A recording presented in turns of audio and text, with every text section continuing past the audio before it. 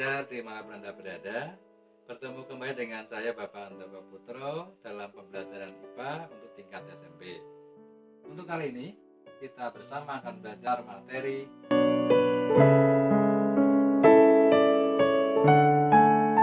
magnet. Apa itu magnet? Dahulu orang senang mendengarkan musik menggunakan tape pita kaset. Ketika pita kasetnya rusak, orang bisa memperbaikinya dengan membuka sekrup. Sekrup yang dibuka kemudian dipasang kembali menggunakan obeng. Ketika kita mendekatkan obeng pada sekrup, ternyata sekrup menempel pada obeng tersebut. Obeng yang mampu menarik sekrup disebut sebagai magnet. Berarti, magnet adalah suatu benda yang mampu menarik benda lain di sekitarnya yang memiliki sifat magnet. Dari manakah magnet berasal? Kita cari tahu dengan melihat global bumi ini dan map.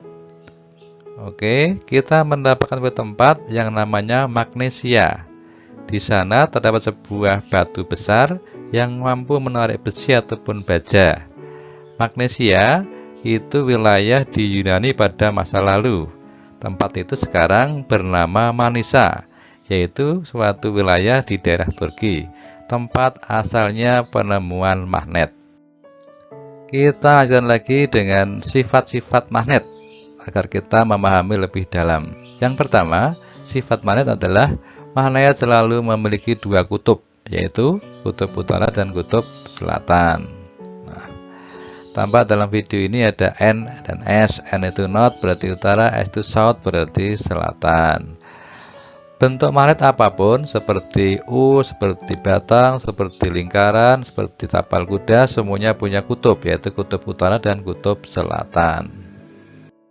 Sifat magnet yang kedua ditunjukkan jika kutub dua magnet didekatkan, maka seperti dalam video ini, kutub-kutub magnet yang senama bila didekatkan akan timbul tolak-menolak. Sedangkan kutub-kutub magnet yang berbeda nama bila didekatkan akan tarik-menarik.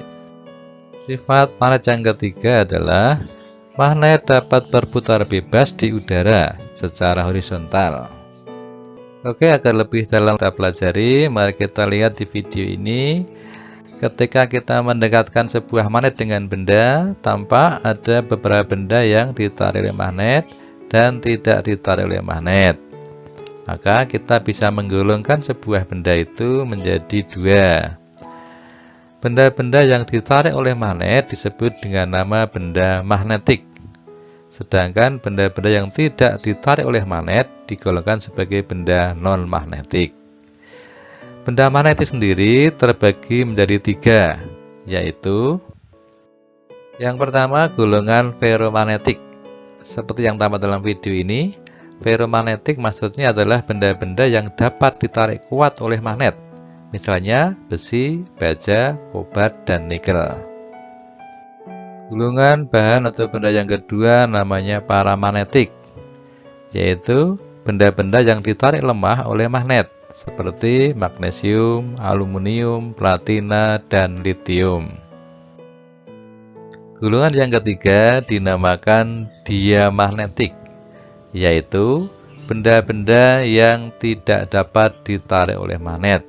Contohnya adalah perak, emas, tembaga, dan bismut. Benda-benda tersebut jika didekati dengan magnet, maka tidak akan tertarik. Magnet elementer. Magnet elementer adalah magnet-magnet kecil penyusun suatu magnet. Semisal kita punya sebuah magnet besar, kita potong dari dua, maka potongannya akan menjadi magnet yang baru. Jika kita potong lagi, akan timbul magnet yang baru lagi. Seterusnya, sampai kita menemukan adanya magnet yang kecil.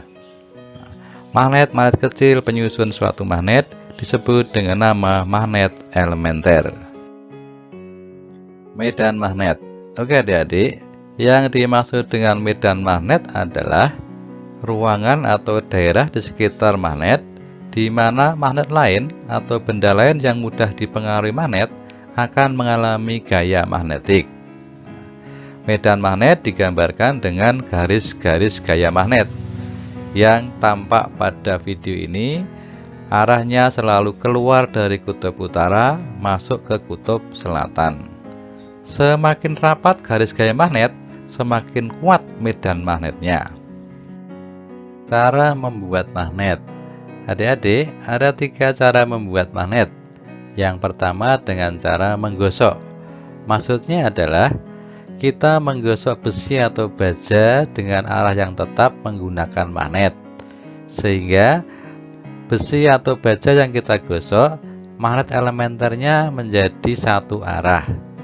Kemudian, magnet buatan yang dihasilkan nanti akan mempunyai kutub yang berlawanan dengan ujung kutub yang digunakan untuk menggosok benda. Semisal, ujung kutub yang dipakai untuk menggosok benda adalah ujung kutub utara. Maka yang dihasilkan nanti adalah ujung kutub bagian selatan. Cara yang kedua dengan cara induksi. Kita punya magnet tetap, kemudian kita dekatkan dengan besi atau baja, maka nanti besi atau baja dapat dijadikan menjadi magnet dengan cara mendekatkan untuk beberapa lama. Cara ini disebut dengan cara induksi. Nah, ujung besi atau baja yang dekat dengan magnet akan punya kutub yang berlawanan. Tampak dalam video ini, X ini adalah kutub selatan karena dekat dengan kutub utara magnet. Sementara Y berarti kutub utara. Nah, setelah beberapa lama, maka nanti besi atau baja akan menjadi magnet dan punya kemampuan untuk menarik benda-benda ferromagnetik seperti ini. Cara ketiga disebut dengan nama elektromagnet. Tampak dalam video ini, magnet dibuat dengan cara meliliti besi atau baja dengan kawat penghantar yang dialiri arus listrik yang searah atau arus DC. Besi atau baja yang semula bukan magnet, ketika dililiti dengan kawat penghantar dan terhubung dengan sumber tegangan, maka nanti akan berubah menjadi sebuah magnet dan mampu menarik benda-benda ferromagnetik. Kemudian, kutub magnet besi atau baja yang terbentuk tergantung pada arah lilitan kawat penghantar. Jika arah arus searah dengan arah jarum jam, maka ujung A besi atau baja akan menjadi kutub selatan dan ujung B tentunya menjadi kutub utara. Cara menghilangkan kemagnetan suatu benda atau bahan. Pada prinsipnya, sifat kemagnetan dapat dihilangkan dengan cara mengacak arah magnet elementernya. Sebuah magnet mempunyai magnet elementer yang arahnya teratur atau searah. Sedangkan kalau benda bukan magnet, maka magnet elementernya tidak beraturan atau acak.